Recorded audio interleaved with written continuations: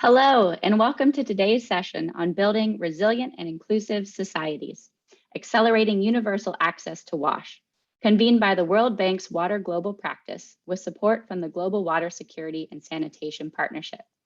My name is Erin Hilton, and I'm a water analyst at the World Bank.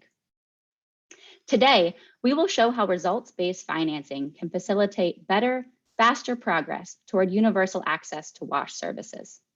In the first 20 minutes, we will give you an overview of results-based financing.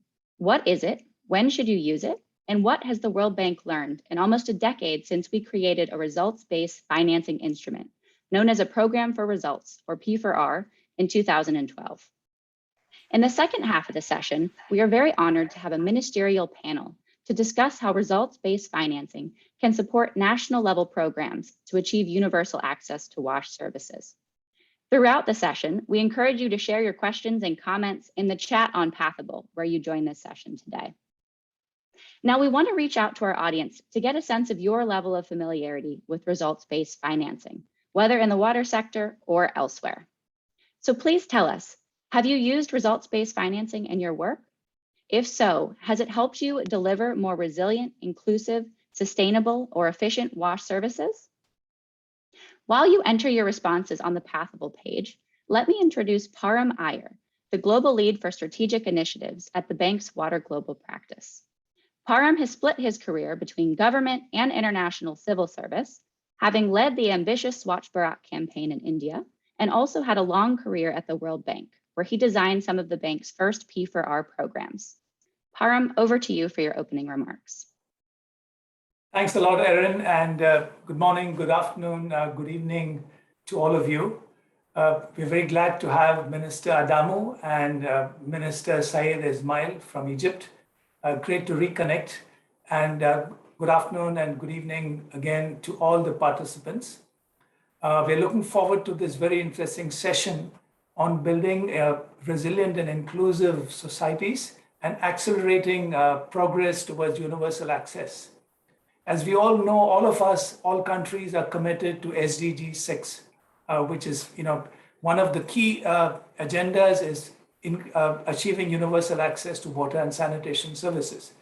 But we also know that there are gaps, and we are not quite there yet. And the global pandemic, in fact, has emphasized, the importance of increasing WASH, water, sanitation, and hygiene, to increase human capital and improve health outcomes as well.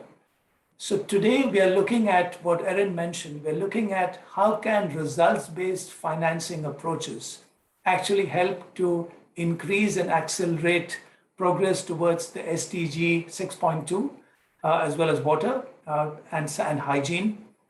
And again, the instrument which we are focusing upon is the Program for Results, the P4R instrument, which is relatively new in the World Bank. It's about 10 years old. Many other countries and multilateral organizations have also used results-based financing. In the bank, we have done about 16 operations in many countries around the world. We'll be hearing more about that from Lillian and Victor. I just wanted to mention a couple of points which I think are very important from all the experience we have learned, which our honorable ministers will be sharing with you as well, on the P4R and results-based financing. I've been privileged, as Erin mentioned, to have been associated with Vietnam, with Egypt, with India as well. And I think 2 or 3 points are important to set the stage for the discussion which is coming up. First of all, the support to national programs through the P4R instrument. I think that's really important as countries develop at-scale programs to achieve results on the ground. And the second is, again, to directly link financing with outcomes and results. Again, this has not been traditionally done by the bank. And here it depends on, you can achieve flexibly any kind of outcome or result. You can achieve behavior change.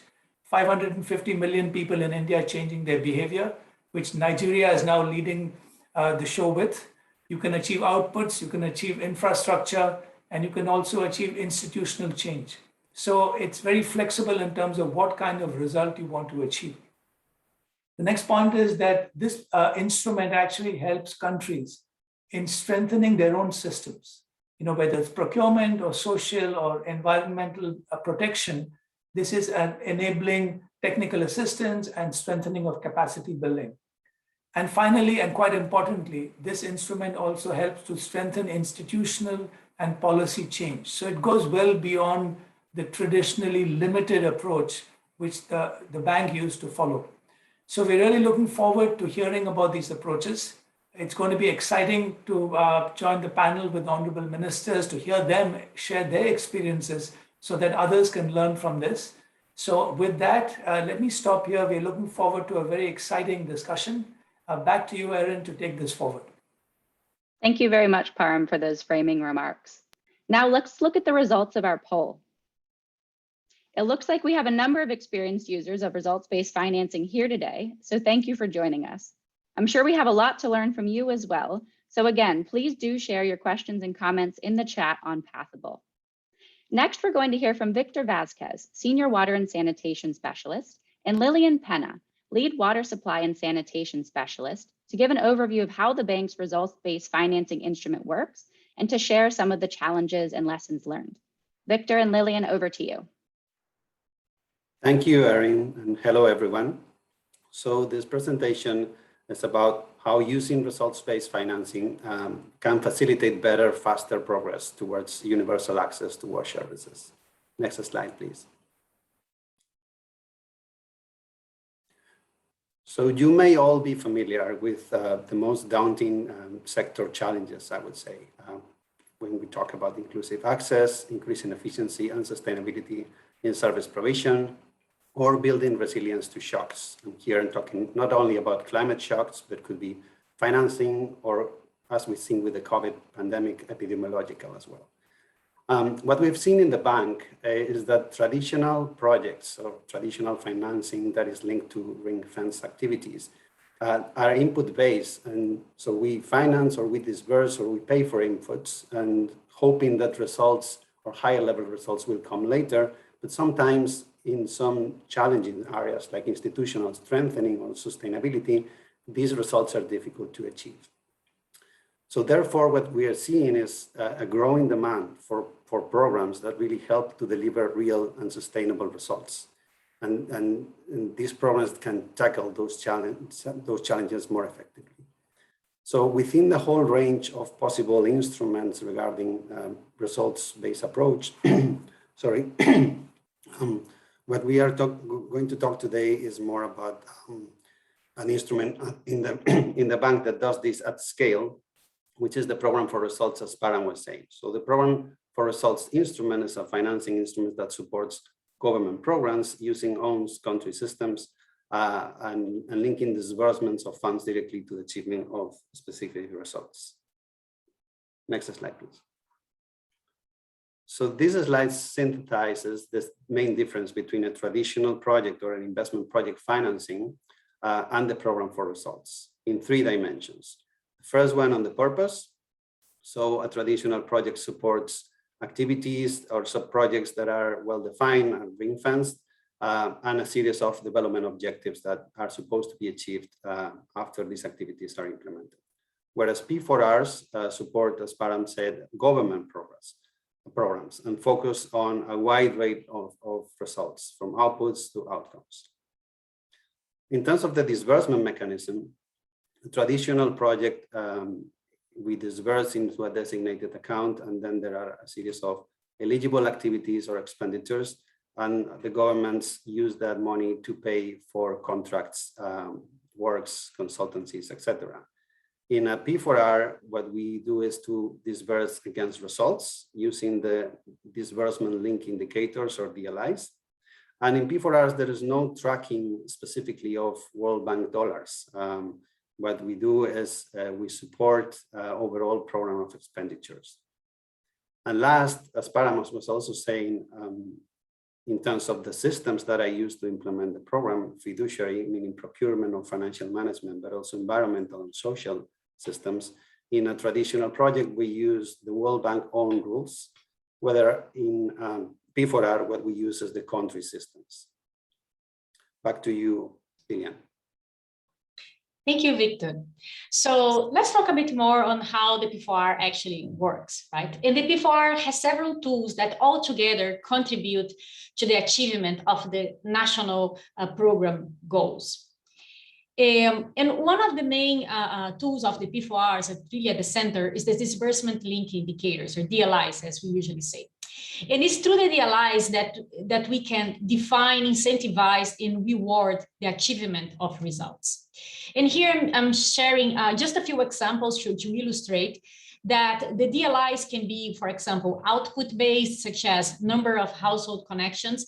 Also, they can be outcome-based, such as annual savings from efficiency measures, or, for example, communities that achieve ODF status, and even different than that, such as specific actions and even DLIs on reforms. Another tool that the P4R has is the Program Action Plan. And the Program Action Plan are a collection, a group of actions very carefully selected to strengthen the country's systems, particularly in terms of environment, social, procurement, etc. In addition to that, we have the verification.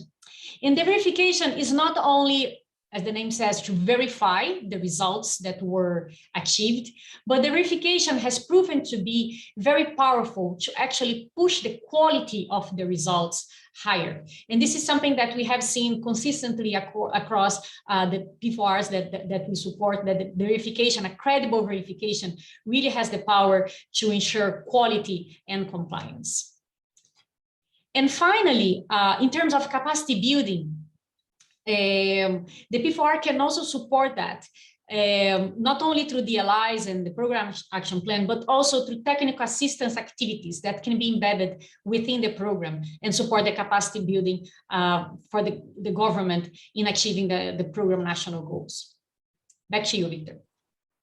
Thanks, Lillian. So what kind of benefits are we looking up with a P4R in, for example, a complex urban setting? So there are two kind of options where we can aim at results more at the utility level, kind of utility turnaround processes that are complex, or sometimes these are results at a higher level, let's say to improve the enabling environment, pursuing institutional strengthening, reforms, etc. I'm going to talk more about examples on the former, at the utility level, inspired by one of the most recently approved operations in the bank in Argentina, in Buenos Aires, on the largest utility of the country, one of the largest in the world, ISA, with supporting 14 million people. So what kind of results we're trying to achieve there? In terms of inclusion, we were trying to incentivize the operator to go and provide access to the most challenging areas in vulnerable neighborhoods, slums, which have been traditionally left behind. We are setting up mechanisms for community participation, or we are putting incentives also for the utility to increase female representation in the decision-making positions. On the efficiency and sustainability agenda, which is vital for this operation, we are aiming at reducing operation and maintenance costs by reducing non-revenue water, increasing energy efficiency.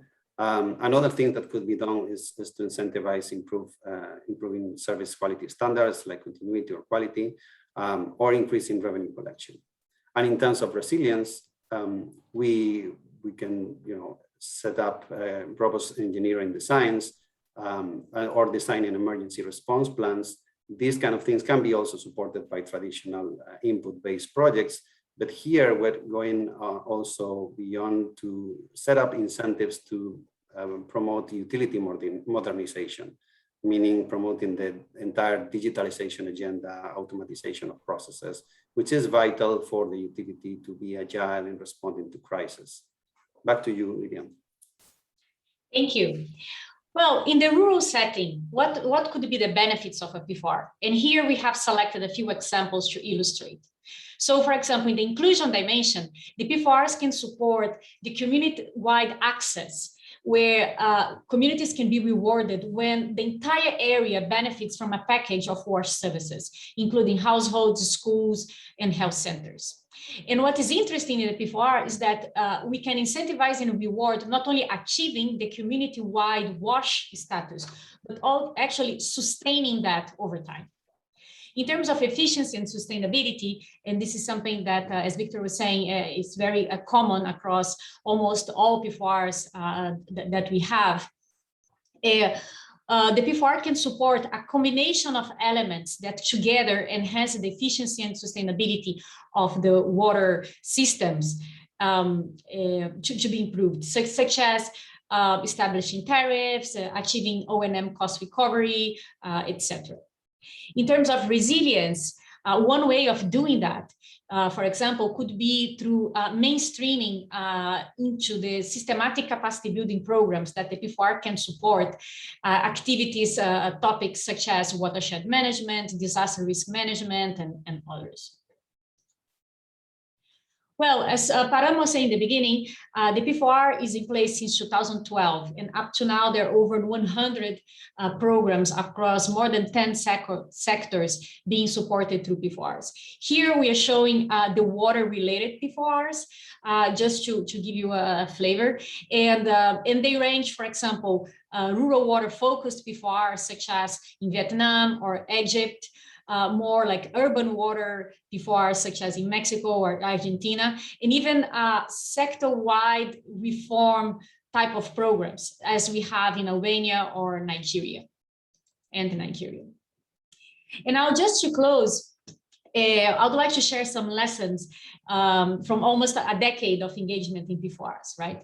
And the first one is, yes, actually P4Rs are actually influencing many governments to implement, to adopt the results-based approach in their own programs. Of course, this requires a change in the mindset, and this change does not occur from day to night. But with the very systematic capacity building, the transition can be expedited, and the results-based approach can be actually mainstreamed into government programs. A second lesson is that the results-based approach can really enhance the focus on service delivery and sustainability, going beyond just the provision of infrastructure. Of course, the P4Rs also support the delivery of infrastructure, but we can leverage the instrument to go beyond that. And actually, the P4R can incentivize and reward service providers to perform better with sustainable results over time. And finally, the instrument also allows to have results in terms of outcomes, such as sustainable operation maintenance, for example. And these outcomes can be incentivized, achieved, measured in a tangible and transparent way. So thank you so much. We will stop here and hand back to Erin. Thank you. Thank you, Victor, Lillian, for that excellent overview of P4Rs drawing on your global experience. Lillian mentioned several examples of P4Rs in the water sector. To wrap up this first segment, we have prepared a short video to highlight two successful P4R case studies: a P4R in India supporting the Srwsp or Clean India mission, and a P4R in Vietnam focused on rural water supply and sanitation. Let's see that video now.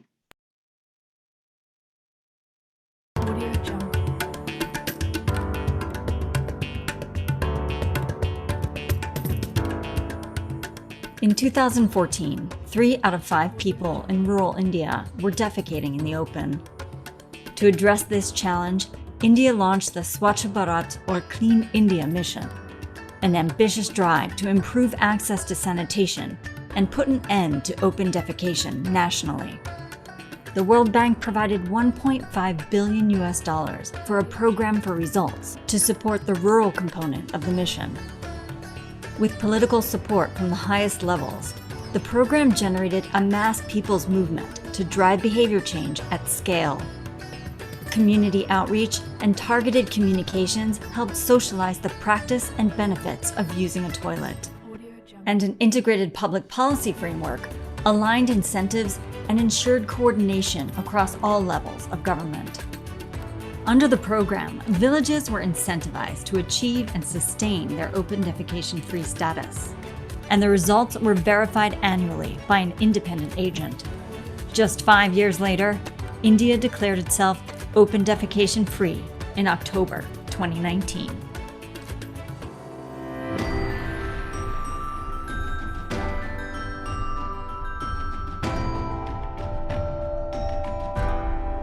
Before 2013, 30% of piped water schemes in Vietnam would fail within 5 years of construction. To improve sustainable access to clean water and support Vietnam's National Target Program, a program for results was introduced in 2012. The design of the results framework was essential, determining when an output or outcome had been achieved and triggering the disbursement of funds. Financial incentives encouraged provinces to construct higher quality water schemes and to reward well-managed water systems for providing continuous access to clean water. Using the state audit of Vietnam as the independent verification agency was also critical to ensure that results could be measured credibly and reported accurately and on time. From 2013 to 2019, the program provided 2 million people with functional water connections, and over 1 million people are now served by sustainable water schemes. Results-based financing is gaining momentum for its ability to improve development outcomes. In the water sector, it can facilitate better, faster progress towards universal access to wash services.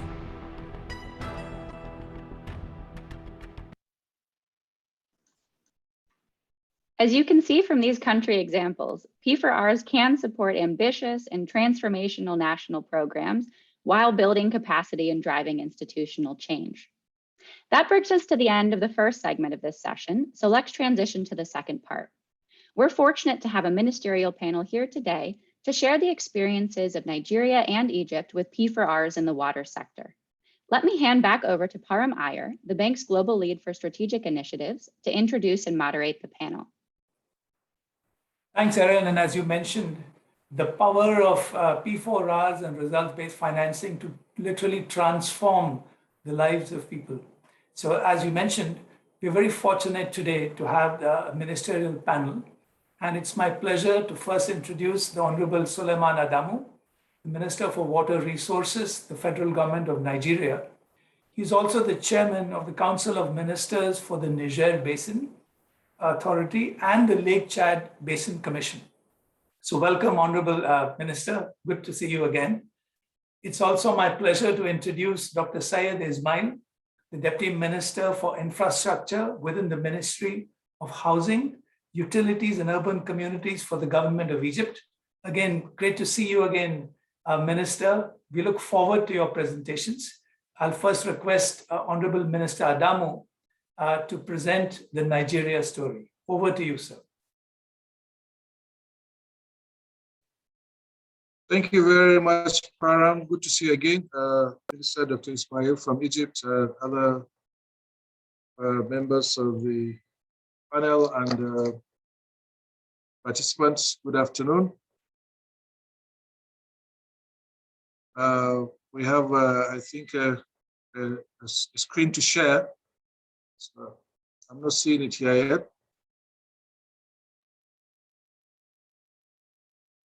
Okay, great. So I'm happy to join you. And first of all, let me give a slight background perspective of the water sector in Nigeria. We have inadequate water sanitation and hygiene, and 70% of total body of enteric infections, and 255,000 plus preventable diseases deaths each year. We have insufficient sector investments. Nigeria is investing an average of 0.32% of GDP annually, much less than African average of 0.7%. At least 1.3% is required through 2030 to achieve the Sustainable Development Goals. We have poor sanitation and hygiene, 46 million Nigerians currently practicing open defecation, limited drinking water access, 60 million Nigerians without access to basic drinking water. 36% of improved water points are non-functional, and our urban utilities will continue to fail because of lack of investment. 32% average water access in 1990 dropped to about 7% 2015. And adequate school and healthcare facilities. Only 40% of schools and 7% of healthcare facilities have basic water supply and sanitation services. This was the story, and what led us to now institute a national action plan for the revitalization of the country's wash sector in collaboration with the World Bank in 2018. Our overall strategy, it's going to be our overall strategy for vehicle and a vehicle for investment and sector reforms towards attaining the sustainable development goals. Where state governments are required to develop their own plans, translate them into investment plans. We have 36 states that are independent governments in the country. We have a federal structure, plus the Federal Capital Territory of Abuja, maybe making 37 subnational entities. This WASH action plan passes 2 sub-programs to ensure that non-performing subsectors are properly supported. We have the PWASH program, the Partnership for Expanded Water, Sanitation and Hygiene program, which was launched in 2015 prior to the formulation of the action plan to achieve equitable and sustainable access to WASH in rural communities by 2030. This was our initial response to meeting rural targets for sustainable development goals. And then in November 2019, we launched the Clean Nigeria campaign. This is for sanitation towards making Nigeria open defecation free. Prior to that, in 2016, we had launched a roadmap, open defecation free roadmap for the country towards making Nigeria open defecation free by 2025. Now, following the WASH action program, action plan, and in collaboration with the World Bank, we got approval for a $700 million facility, which was approved, I think, in June or July this year, which is a performance-based program, what we're discussing here, and the opportunity to move at scale across states, delivering infrastructure and promoting reform for sustainable services. The program will shift sector orientation for infrastructure towards results and sustainability, incentivizing service delivery to citizens, fostering greater accountability between policymakers, service providers, and citizens going into the future.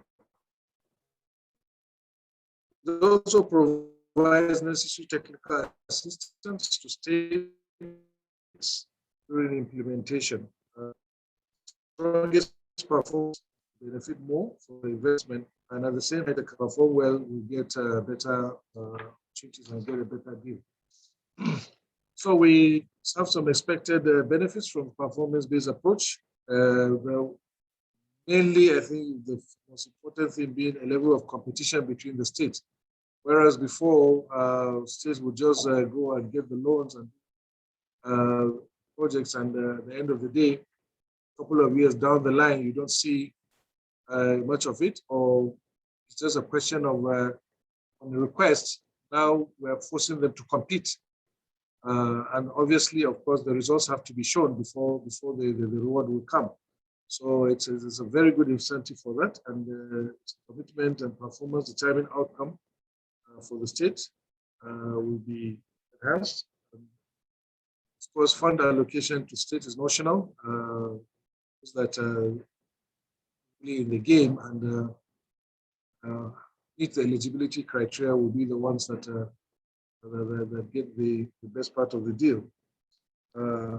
States that commit to reforms of their delivery and WASH services can still join the program. The state governments also can reward state institutions because it's a wide, it has a wide coverage involving many agencies at states and institutions. They themselves can be in some form of competition amongst themselves to also strengthen overall service delivery through incentives on policies and institutions. So we welcome this program because I think probably this is the first time we're having this performance-based approach to WASH programs, and we're determined to make sure that it succeeds and to be also a role model for other countries in the future. I thank you for this opportunity and your attention. Thank you so much, Minister Adamo, for that excellent presentation and for your leadership in implementing this massive national results-based program. Thank you so much. I'll now request Minister Dr. Saeed Ismail to share the Egyptian perspective. Over to you, Minister. Thank you, Param. It's a real pleasure to be with you in such important session with His Excellency Minister Sulaiman Adamo and all participants and distinguished speakers. If you allow me just to share my screen, please, for the presentation.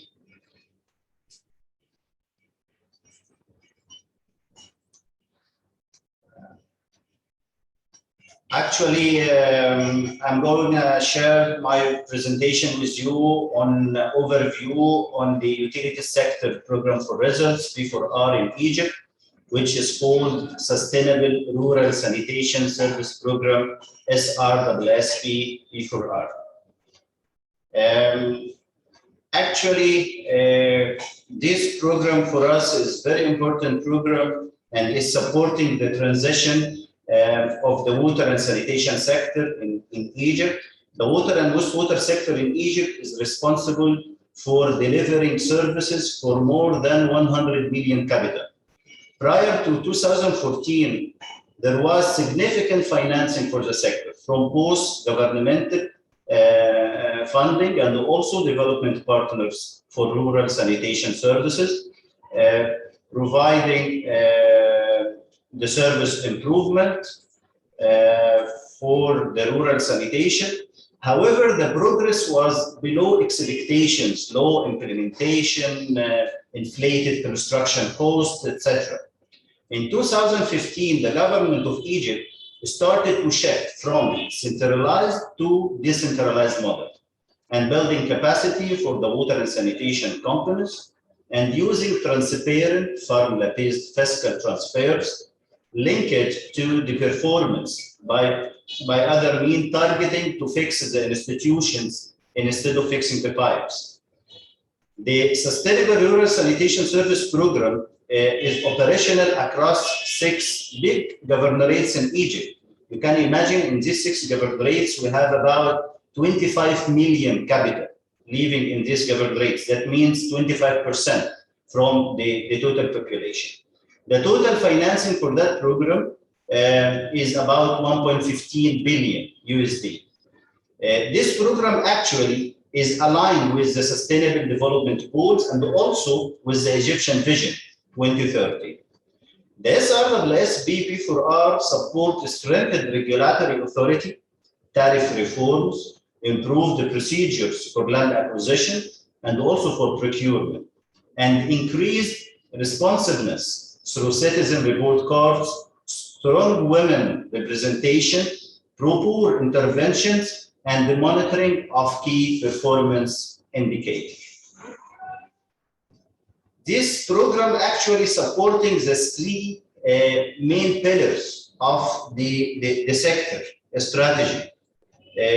Like pillar number 1, improved access and infrastructure delivery, which is a bad need for all the citizens, especially in the lagging governorates. And also the second pillar, which is improved operational systems and performance of service providers.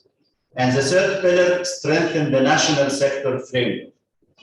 The key achievement for the SRSP for Egypt, starting by the establishment of the Program Management Unit, BMU, within the professionals for sector-wide reform and adoption of improved procedures for land acquisition, procurement, citizen engagement. For example, we have over 95% of the land was acquired through donations, and this is prior to the implementation on the ground, and also women committees at the cluster level. We have 36% of the PIU staff and 50% from the PMU staff are women. Utilities have continued to meet the KPIs despite the COVID-related challenges everywhere in the world, of course. Improved transparency in reporting the financial performance of utility. And as you know, additional finance from IPRD and EIB in 2018 with another amount of 600 million USD. And replication of the results-based finance model by other development partners like African Development Bank in Upper Egypt region in Lexus. And this will be started currently these days. Looking ahead with the SRWSB over the next 2 years, the program will lay the foundation for medium to long-term transformation of the sector through the National Water and Sanitation Sector Strategy, bringing all sector stakeholders to evolve the future model of the sector, taking into consideration all the recent updates and pipelines in Egypt and the working in different sectors like in desalination, sludge management, etc. And also to build the capacity of the regulatory authority to monitor sector performance and to adapt the tariff reforms. Thank you very much, and back to you, Tara. Thank you so much, Dr. Saeed. It's an outstanding presentation. Clearly a lot of work in strengthening systems in Egypt. So thank you very much for sharing that perspective. We'll now turn to the panel discussion, and I think it's going to be extremely enlightening to get the perspectives of both ministers on a couple of areas. So let me kick it off first with Honorable Minister Adamu.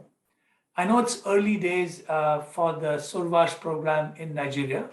A lot of work went into designing it from your side together with the bank team.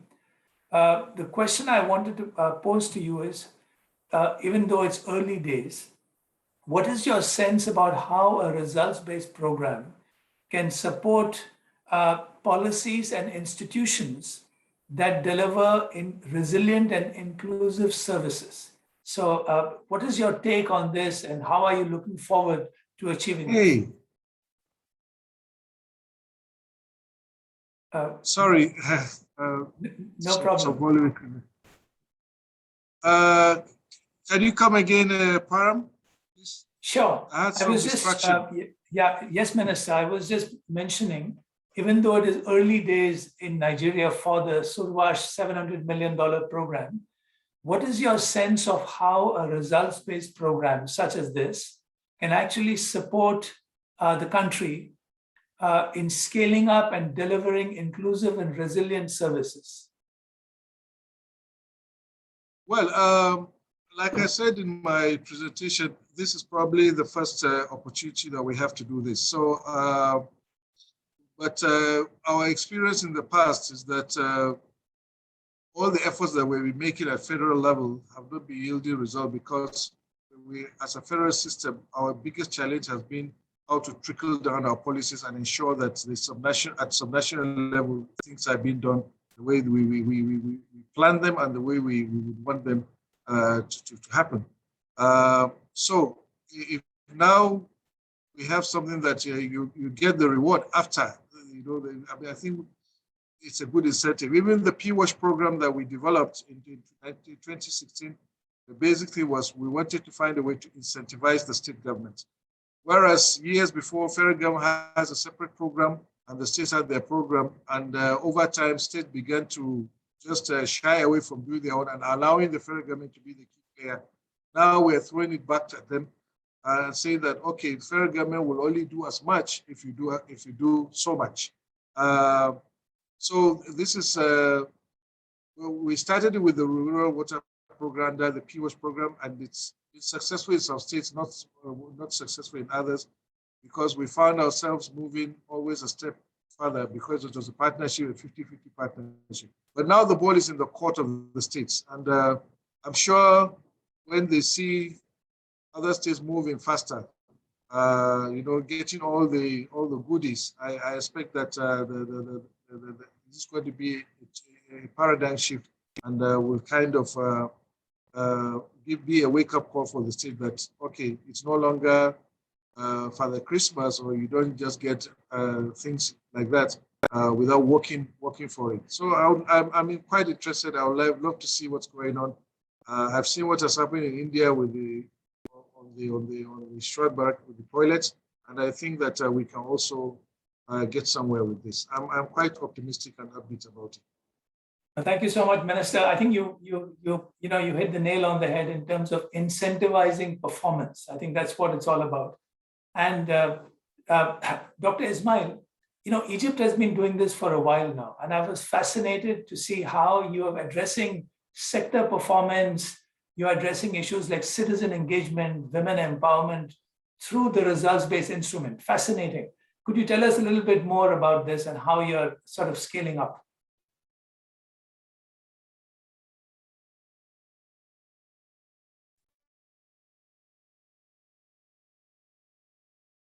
Could you kindly unmute? Yes.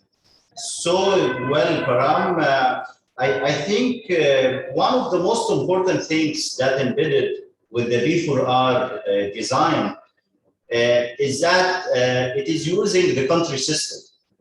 And this is really one of the most important things for us here in Egypt in particular, so that the result-based program supports the institutions and the policies, for example, through the evaluation of the followed procedures within the country itself, comparing to the best practices such as the country procurement system, procedures related to acquiring the required plants, procedures used to disseminate the information for better citizen engagement, and so on. And based on that evaluation, we got the gaps and weaknesses that identified, and result-based program was designed to enhance and improve the procedures and the guidelines. For example, the capacity building, and not only the capacity building, the decision support system that was embedded also within the design of the result-based program to support the institutions and the policies.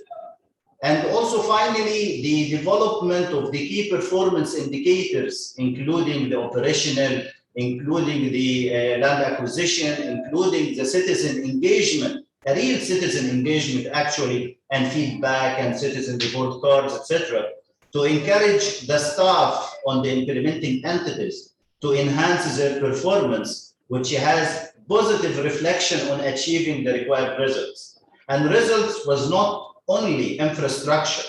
And even though in the infrastructure, for example, we achieved, as of today, about 50,000 household connections under this program. I think this is at least double what has been achieved previously in other programs. You know very well, Baram, like SF1 and SF2. So we finally managed to overcome our obstacle on how to reach the final user and the consumer, and to get benefit from all that investments, for example. But it was not only limited to the infrastructure, but changing the behavior, responsiveness, the actual sharing with the community and for the people, the committed there. So I think, to summarize, the main importance within the B4R is the utilization and the improvement of the country system, which can benefit a lot. Back to you, Barak. No, fascinating, Dr. Ismail, how under your leadership you have taken ISIP to another level and delivering on both infrastructure and behavior. So congratulations on that. I'd like to come to another important question, which actually worried us a lot in India, and Minister Adamu visited us as well, the sustainability of wash services. And under the Swachh Bharat mission, it was one thing to build a lot of toilets, to change behavior, but then how do you sustain that over time? And therefore, question to you, Minister Adamu, is looking forward, what are the plans you have put in place and systems to ensure sustainability, and what are the challenges you're facing? Just before this program this morning, one of the things I did was to inaugurate a youth-led total sanitation initiative by a group of youth organizations. And we're going to be working with getting to all the wards, not only because we have a structure where we have the federal, state, local governments, and then the wards. And so we're going right to the grassroots with youth organizations to work on this sanitation campaign. Prior to this, we have in every local government like 100 volunteers and 700,000 volunteers working in response to the COVID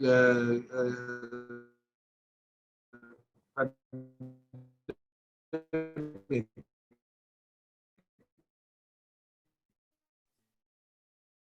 Sorry, I think we have lost the audio of Mr. Adamu.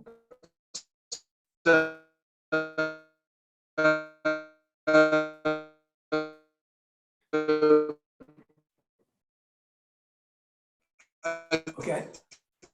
Erin, anything we can do about the audio? Not at this moment, Karim. Perhaps it will come back online in a moment. Okay, let's just wait a moment to see whether Minister Adamu. This is the best. Sorry, Minister, we're not getting your audio. So maybe we will switch over now to Dr. Ismail and come back to you again. If I could just go to Dr. Ismail for a moment. So Dr. Ismail, again, on the issue of sustainability, can you share some aspects of how you have tackled the sustainability of services, water sanitation, also other aspects? What have been some of the challenges you've faced as well? Thank you, Param. I think out of the challenges for the sustainability for the water and sanitation services of Egypt, I think there are some challenges facing this sector. For example, with the very big and large pipeline now is being done in Egypt, and you hear everywhere, for example. I think the capacities of the construction companies to manage and implement such a huge construction projects pipeline in rural areas and other sectors as well. It's not only in water and sanitation. I think that led us to have a lot of discussions and workshops and dissemination with the assembly of the contractors and associations in Egypt, for example, because we need to bring newcomers for the construction and also to build a bridge between the government and the private sector in that regard with different modalities. And we learned a lot from the Srwsp in overcoming these construction capabilities with some of the contractors. Also, the need for well-defined roles and responsibilities for the different institutions under the government and under the umbrella of the Ministry of Housing.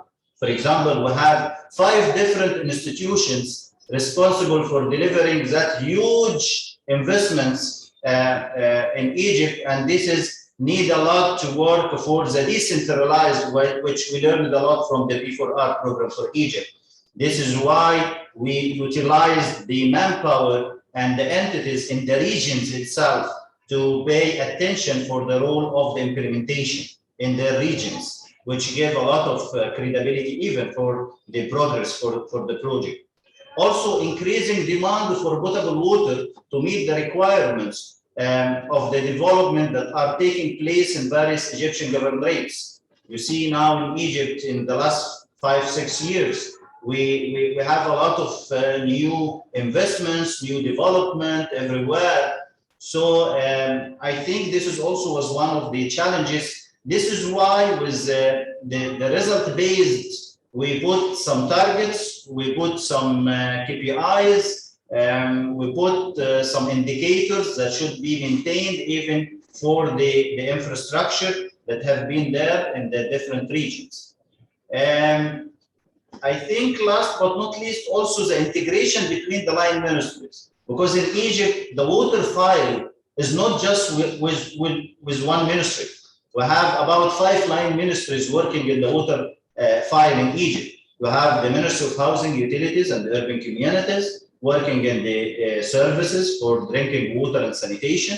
Also, we have the Ministry of Water Resources and Irrigation, which we should integrate together with that. We have Ministry of Health responsible for the quality. We have the Ministry of Environmental Affairs, etc.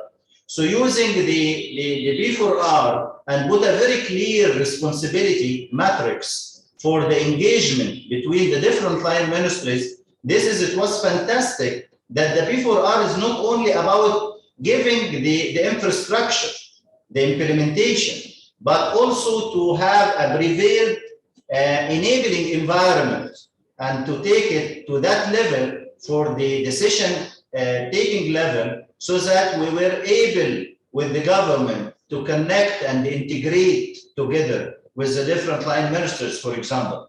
In addition to a very critical issue, for example, the tariff structure. Before the P4R program for Egypt and before 2015, we have been for the same tariff for more than 20 years. And how come to overcome the cost, the operation and the maintenance and the cost recovery, etc. It was forbidden before that to speak about the tariff movement and how to get the affordability issues, etc. But with the P4R, I think we should sustain the first category of the tariff related to the poor people, what we call it social affordable tariff. And this is, I think, went very well. And we agreed together to have a plan for 5 years. And fortunately, we achieved what have been planned for that very critical issue. And as of today, you can imagine 50% from the water companies in Egypt, they already have operation and the maintenance coverage for the revenues for the water service, water and sanitation, of course. However, the result-based program has considered a lot of these challenges through the capacity building that provided to the implementing entities, in addition to supporting the development of the water and sanitation strategy and the proper modeling for the tariff structure. Back to you, Baran.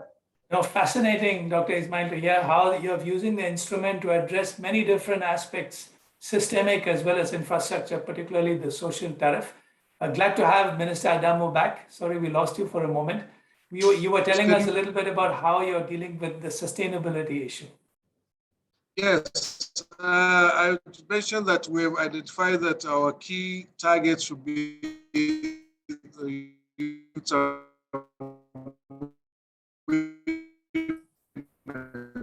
again, sorry, Minister, I think your voice is breaking up.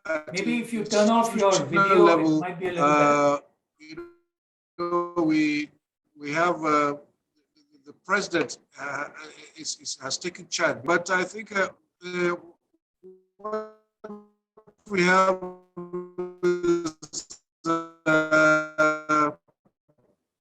some. It's a rainy season now. Me now? Can you hear me? Yeah, we can hear you now. We can hear you. All right. Thank you. Sorry, Minister, your voice is breaking up.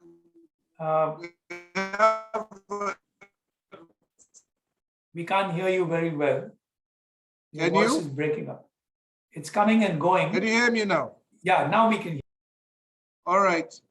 So we also have a high-level political support from the presidency. The president declared a state of emergency on the wash sector in 2018. So far, many states have also followed suit.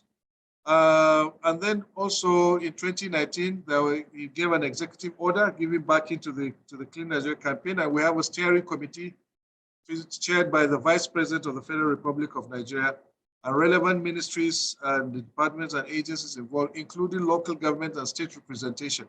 So at institutional level, we have laid all the issues. But for us, this community-led total sanitation approach is what we're gunning for, and we're working directly with the communities. Once they appreciate and overcome their cultural taboos, I think we're on course. So our strategy for sustainability is to make sure it is citizen-driven, basically. And so far, we're beginning to see a lot of process. The awareness is being created, and everybody is getting involved. I'm a bit just concerned that maybe our own institutional efforts providing adequate water and sanitation in schools and health facilities might take a little while, but we're also bringing the private sector to take charge of other areas like public places. So I'm confident that we'll reach a certain plateau where this whole business will take a life of its own and will be citizen-driven, and that's our approach. Thank you very much, Minister. And while we have got you, we have a couple of minutes left. So could you kindly, it's a rare opportunity to have two ministers from major countries here. What would you say to other governments and development professionals who are interested in taking up a results-based financing instrument like the P4R? Any quick words of advice, a minute from you, and then we'll go to Dr. Ismail. Well, I honestly think it's a good approach. It's been tested in other places, and a lot of times people see this. They don't really pay too much attention or attach importance to loans and government spending. So I think it makes sense for them to for entities to use their own money first, and let's see what they do before they can be compensated. I honestly buy this idea very much because from my experience in Nigeria, you need to push people. You need to sometimes crack the whip before they can fall in line. And probably this approach, if the political will is there, then this approach will help also kind of complement that with our government leadership, political leadership at state and local government level. Thank you so much. And Dr. Ismail, any parting words for other governments and development professionals on the instrument and the results-based financing? Actually, Param, I think one of the most important things is the proper design for the program should be considered to include different aspects related to enhancing the performance of the institutions and increasing services access and enabling environment for the sector at a national level. Also, more attention should be given to the cost study of the projects to avoid any gaps or deficits in cash flow, for example, that may be occurred during the implementation. Other advices, I think the linking the program with doable and achievable results, disbursement linked indicators to avoid any negative impact on the program implementation.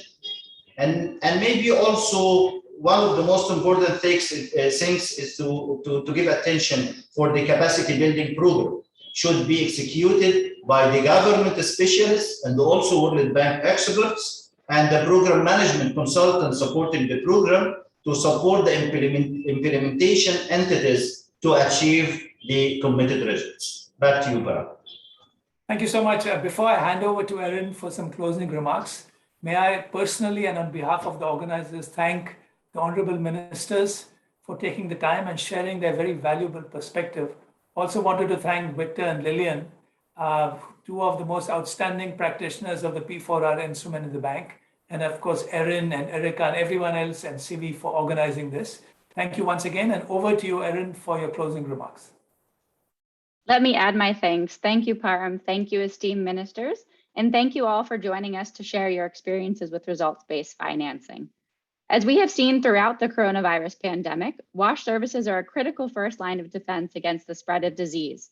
And we know they are also important for broader public health, nutrition, human capital development, and economic growth.